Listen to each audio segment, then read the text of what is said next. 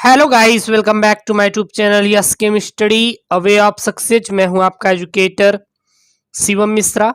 और आपको पता होगा कि आपका जो एग्ज़ाम है यूपी बोर्ड वालों का, वो जुलाई के सेकेंड वीक में होगा। वही लगभग की आप बात करेंगे 7-8 जुलाई से आपका एग्ज़ाम शुरू हो जाएगा। अब ये निकल के आया कि 10 में से पहले क्या होता था कि 10 प्रश्नों में से केवल 5 के उत्तर देने होते थे। लेकिन अब क्या होगा कि आपका अगर 10 प्रश्न आया है तो 10 में से आपको केवल 3 ही प्रश्नों के उत्तर देंगे। अब ये किस टाइप्स होगा? आपके मन में सवाल आएगा, क्या सर ये 3 ही आएगा? नहीं, ऐसा कुछ भी नहीं। देखिएगा, जैसे प्रश्न नंबर 1 शुरू हुआ है। यहाँ पे प्रश्न नंबर 1 है। अब प्रश्न नंबर 1 में कई पार्ट हैं। देखिए, क है, ख है, यानी कि कई पार्ट है। फिर प्रश्न नंबर 2 यहां से शुरू है, प्रश्नोत्तर संख्या 2 यहां से शुरू है कि नहीं? और इसी तरीके से प्रश्नोत्तर संख्या 3 यहां पे देख सकते हैं, 3 यहां पे देख सकते हैं, है शुरू। और फिर यहां पे प्रश्नोत्तर संख्या कितने हैं? 4 है। फिर प्रश्नोत्तर संख्या 5 है। और कई पार्ट है, याद रखिएगा, कई पार्ट हैं। फिर 6 है, फिर कितना है? 7 है। फिर यहां पे 8 है, यहां पे फिर यहां पे देखिए 9 है। कितना है? 9 है। फिर यहां पे क्या है? 10 है। तो कुल मिला के इस टाइप से अब प्रश्न कैसे आएगा? मान लीजिए वहां पे 10, आपको 10 प्रश्न दिए रहेंगे। कितने प्रश्न दिया रहेगा? कुल आपको 10 प्रश्न दिया रहेगा और 10 में से केवल आपको 3 करने रहेंगे। 3 करने रहेंगे। अब 3 चाहे जो कर दीजिए, आप 3 चाहे जो कर दीजिए। जी हाँ, आप 3 चाहे जो कर दीजिए। अब इसमें से कोई 3 प्रश्न उठा लीजिए और उसको हल कर डालिए। तो इस पर आधारित होगा। तो हम न्यू पैटर्न के अकॉर्डिंग आपको पढ़ाएंगे और जो 100% श्योर होगा, क्योंकि 30 दिन बचे हुए अगर देखें तो बस 30 दिनों में जो आपका टॉपिक पूछा जाएगा उसी को कवर करेंगे। आपसे यही एक रिक्वेस्ट है कि आप न्यू पैटर्न के अकॉर्डिंग पढ़ना चाहते हैं तो अपने इस YouTube channel yes chem study को सब्सक्राइब करके रखिए, क्योंकि आपको 3 प्रश्न आने की है। और वो 3 प्रश्न कहां से आएंगे, कौन से आएंगे, वो हम आपको बना के देंगे। तो टेंशन नहीं लेना है। Physics, chemistry, biology, math, English, Hindi, history, सभी की तैयारी आपको अपने YouTube channel yes chem study पे कराई जाएगी। तो आप बस पढ़िए, ठीक है ना, समझ के पढ़िए। तो बहुविकल्पी है, बहुत ही इंपॉर्टेंट यहां पे लेके आए, जो बार बार रिपीट किए जा रहे हैं, क्योंकि 3 ही प्रश्न हैं और 3 प्रश्न वो आपको तैयार करके जाने हैं। कहीं ना कहीं वो इसमें अगर आ गया तो आपको छोड़ के नहीं आना है। तो प्रश्न क्या है? टीआई प्लाज्मिड जो अनुवांशिक इंजीनियरिंग में प्रयुक्त होता है, वो प्राप्त कहां से होता है? कहां से प्राप्त होता है? टीआई प्लाज्मिड में जो अनुवांशिक इंजीनियरिंग में प्रयुक्त होता है, वो प्राप्त कहां से होता है? क्या बैसिलस थुरिनजेंसिस से प्राप्त होता है, या एस्चेरिकिया कोलाई से, या एग्रोबैक्टीरियम राइबोजिन से, या फिर एग्रोबैक्टीरियम ट्यूमीफेंसियन से प्राप्त होता है? तो टीआई प्लाज्मिड में जो अनुवांशिक इंजीनियरिंग में प्रयुक्त होता है, वो कहां से प्राप्त होता है? तो वो होता है डी ऑप्शन। सही है, डी ऑप्शन याद कर लीजिए। क्या है? एग्रोबैक्टीरियम ट्यूमीफेंजिएंस से प्राप्त होता है। सन से इसको तैयार कर लीजिए, अभी अभी इसको तुरंत तैयार कीजिए, छोड़ना नहीं है। अगला प्रश्न, पारिस्थितिकी सिद्धांत को प्रतिपादित करने वाले वैज्ञानिक का नाम बताइए। यानी पारिस्थितिकी सिद्धांत को प्रतिपादित करने वाले वैज्ञानिक का क्या नाम है? एजी टेंसले, के आर स्पोर्न, जेडी वाटसन, या एफ एच सी क्रिक? तो पारिस्थितिकी सिद्धांत को प्रतिपादित करने वाले वैज्ञानिक का नाम क्या है? सही ऑप्शन एजी टेंसले। एजी टेंसले जो है वो पारिस्थितिकी सिद्धांत को प्रतिपादित करने वाले वैज्ञानिक थे। 10 में से 3 ठोक के आके आना है, ठीक है। चले नेक्स्ट बहुविकल्पी है। यहां पे प्रश्न क्या है? आंसर जल्दी कमेंट में पुट कीजिए अपना। भोजन, प्रकाश तथा स्थान की सबसे अधिक प्रतिस्पर्धा होती है। भोजन, प्रकाश तथा स्थान की सबसे अधिक प्रतिस्पर्धा किसमें होती है? पहला, एक ही क्षेत्र में उगने वाली समीप से संबंधित जातियों में, अलग अलग आवासीय क्षेत्रों में उगने वाली समीपी जातियों में, दूर से संबंधित अलग अलग क्षेत्रों में उगने वाली जातियों में, या दूर से संबंधित एक ही क्षेत्र में उगने वाली जातियों में। तो भोजन, प्रकाश तथा स्थान की सबसे अधिक प्रतिस्पर्धा किसमें होती है? तो पहला ऑप्शन सही। क्या? एक ही क्षेत्र में उगने वाली समीप से संबंधित जातियों में भोजन, प्रकाश, स्थान की सबसे अधिक प्रतिस्पर्धा होती है। अब यहां पे है अति लघुत्तरीय प्रश्न, क्योंकि आपको 10 में से 3 करके आने हैं। प्रश्न क्या है, यदि एक समुद्री मछली को अवलवण जल की जल जीवनशाला में रखा जाए तो क्या वह मछली जीवित रह पाएगी? क्या वह मछली जीवित रह पाएगी? यदि हम लोग समुद्री मछली को अलवण यानी जिसमें लवण ना घुला हो, क्योंकि समुद्र में आपको NaCl पाया जाता है, लवण पाया जाता है। अब उस मछली को निकाल के किसी सामान्य अलवण जल में रख दें जिसमें लवण नहीं है, तो क्या वह जीवित रह पाएगी? नहीं। क्यों नहीं रह पाएगी? आखिरकार इसमें प्रॉब्लम क्या है?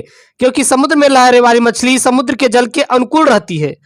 अवलवणी जल में आते ही अधो पराशरी माध्यम में आने से पराशरी नियमन की समस्या के कारण वह क्या हो जाएगी? मर जाएगी। अगला प्रश्न, वातावरण की वहन क्षमता का क्या अर्थ है? जो वातावरण की वहन क्षमता होता है उसका मतलब क्या है, अर्थ क्या निकलेगा? तो वह स्तर जिसमें किसी समष्टि की बहुत बड़ी वृद्धि नहीं हो पाती है वह वातावरण की वहन क्षमता कहलाती है। तो वातावरण की क्षमता क्या होती है? वहन क्षमता याद रखना बहुत ही मोस्ट इंपॉर्टेंट है आपके यूपी बोर्ड के लिए। तो वह स्तर जिसमें किसी समीप की बहुत बड़ी वृद्धि नहीं हो पाती है या हो जाती है वह वातावरण की वहन क्षमता कहलाती है। अब यहाँ पे लघुत्तरी प्रश्न, और एक बात और याद रखिएगा, जो 3 प्रश्न आएंगे वो पूरा पूर्णांक 70 अंक ही रहने वाला है। अब ये नहीं कि भैया 3 प्रश्न है तो वहां पे जो पूर्णांक रहेंगे कम हो जाएंगे, ऐसा कुछ भी नहीं रहेगा। प्रश्न क्या है, आपके विचार से किशोरों को अल्कोहल या ड्रग्स के सेवन के लिए क्या प्रेरित करता है और इससे कैसे बचा जा सकता है? यानी कि जो किशोर है, किशोर मतलब जो जिनका अगर बात करेंगे उम्र जो होती है 18 साल के ऊपर या 15 साल के ऊपर, जो बहुत सारे ऐसे होते हैं जो 15 साल के ऊपर ही नाबालिग अवस्था में ही अल्कोहल ड्रग्स का सेवन करने लगते हैं। कुछ तो 18 साल के ऊपर करते हैं और कुछ 21 साल के ऊपर, सब अपना अपना होता है। इससे कैसे बचा जा सकता है? तो सामान्यतः किशोरों को अल्कोहल का सेवन करने की इच्छा उनके मित्रों या सहपाठी के द्वारा मिलती है। जैसे कि अगर आपका सहपाठी, आपका मित्र, आपका फ्रेंड, अब गर्लफ्रेंड बॉयफ्रेंड या फिर जो भी हो सकता है, अब आपके अकॉर्डिंग है, अगर वो गांजा पी रहा है, गांजा फूंक रहा है बैठ के, तो आपको कहेगा लीजिए थोड़ा टेस्ट कीजिए। अगर आप टेस्ट के चक्कर में जब उसको टेस्ट करेंगे तो आपको भी वो अच्छा लगने लगेगा, ठीक है ना। और इसमें उनके ऊपर विभिन्न मानसिक दबाव इत्यादि आग में घी का काम करने में सहायता करते हैं। इसलिए आपको एक मित्रता चैप्टर है कक्षा 10वीं में शायद, कि हमेशा जो आप मित्रता करें वो अच्छे संगति वाले मित्रों के साथ रहिए जिसका विचार उच्च कोटि का हो और वो ड्रग्स, अल्कोहल और गांजा उंजा, बीड़ी सिगरेट बिल्कुल ना पीते रहे, ठीक है। और मादक पदार्थों के दुर्व्यसन से व्यक्ति का बचाव कैसे करेंगे? तो सामान्यतः यह सत्य है एवं संभव है कि दुर्व्यसनों जैसे शराब, ड्रग्स आदि के सेवन के लिए गम भुलाने के वास्ते, जैसे ब्रेकअप हो जाता है, गर्लफ्रेंड बॉयफ्रेंड छोड़ के भाग गई, तो इसके लिए कहीं ना कहीं ऐसा होता है देखने के लिए, क्योंकि किशोरावस्था में ज्यादा मिलती है, बाकी तो लेंगे नहीं ना। तो भुलाने के वास्ते अथवा अत्यधिक प्रसन्नता के समय, जैसे आपका बर्थडे है, आपके दोस्त का बर्थडे है, किसी का एनिवर्सरी है, बहुत सारे ऐसे होते हैं कि जो कि प्रसन्नता के समय या तो गम भुलाने के लिए भैया यूज करते हैं। आनंदित होने के संग साथ साथ के लोग ही क्षणिक उत्तेजना प्राप्त करने का उद्देश्य के सामने रखकर प्रेरित करते हैं। व्यक्ति इसी तरीके से इन पदार्थों के सेवन करने का आदी हो जाता है। व्यक्ति इस प्रकार की प्रेरणा से बचने के लिए ऐसे मित्रगण से दूर रहना चाहिए या उससे इसके लिए दृढ़ निश्चयी, संयमी व विचारशील होना चाहिए कि इससे वो बच सके। इन गुणों को व्यक्ति में प्रारंभ से ही माता पिता, सगे संबंधियों, गुरुजनों, चिकित्सकों द्वारा संस्कारित किया जाना चाहिए ताकि वो इसका यूज ना करे। इसके लिए व्यक्ति को समकक्षी अनावश्यक दबाव से बचना चाहिए। इसके लिए व्यक्ति को समकक्षी अनावश्यक प्रताड़ना से बचना चाहिए, जिससे व्यक्ति स्वस्थ और संस्कारिक तथा क्रियाशील क्रियाकलापों में लगा रहे। स्मैकपोस्ट के पौधे से तथा चरस कैनिमस सेटाइवा से प्राप्त होता है। अगला और बहुत ही मोस्ट इंपॉर्टेंट प्रश्न कि जन्मजात प्रतिरक्षा एवं उपार्जित प्रतिरक्षा में अंतर लिखना है, और दूसरा उदार ट्यूमर कैंसर और दुर्धर ट्यूमर दोनों कैंसर है, क्या है, दोनों का अंतर लिखना है। तो चलिए देखते हैं, एक तरफ जन्मजात प्रतिरक्षा और दूसरी तरफ उपार्जित प्रतिरक्षा हम लोग लिखे हैं, और दोनों का अंतर देखेंगे। तो जन्मजात प्रतिरक्षा देखें तो यह एक प्रकार की अवशिष्ट प्रतिरक्षा होती है और उपार्जित प्रतिरक्षा यह रोगजनक विशिष्टता होती है। जन्मजात प्रतिरक्षा यह जन्म के समय से उपस्थित रहती है और उपार्जित प्रतिरक्षा इसका अविलक्षण स्मृति होती है। जन्मजात प्रतिरक्षा यह प्रतिरक्षा हमारे शरीर में बाह्य कारकों के प्रवेश के सामने विभिन्न प्रकार के अवरोध खड़ा करने से अर्जित होती है, जैसे शारीरिक रोध, कार्यकीय रोध और कोशिकीय रोध इत्यादि। और उपार्जित प्रतिरक्षा हमारे शरीर का जब पहली बार किसी रोगजनक से सामना होता है तो यह एक अनुक्रिया करता है। बाद में उसी रोगजनक से सामना होने पर बहुत सी उच्च तीव्रता की द्वितीय अनुक्रिया होती है। यह स्मृति पर आधारित होती है। उदाहरण के लिए मानव में चेचक की बीमारी के लिए प्रतिरक्षा जो होती है उपार्जित प्रतिरक्षा होती है। अगला था उदार ट्यूमर और दुर्दम ट्यूमर में अंतर पूछा था, प्यारा सा प्रश्न है। तो उदार ट्यूमर की बात करें, ये संयोजी ऊतक से घिरे होने के कारण एक निश्चित स्थान पर बने रहते हैं, वो बढ़ता नहीं।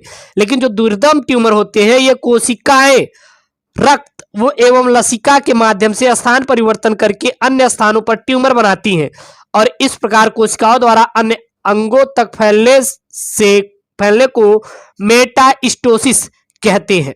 तो ये क्लास 12th के लिए बहुत ही इंपॉर्टेंट है यूपी बोर्ड एग्जाम के लिए, जो कि जुलाई में होने वाला है। और पढ़िए, अभी से तैयारी शुरू कर दीजिए, अब होगा 100% श्योर है आपका एग्जाम होने वाला है। और ये न्यू पैटर्न के अकॉर्डिंग आपको दे रहे हैं वीडियो, इसलिए पूरा पूरा पढ़िए। ऐसी वीडियो चाहिए तो चैनल को सब्सक्राइब ठोकिए। ओके दोस्तों, थैंक यू, जय हिंद।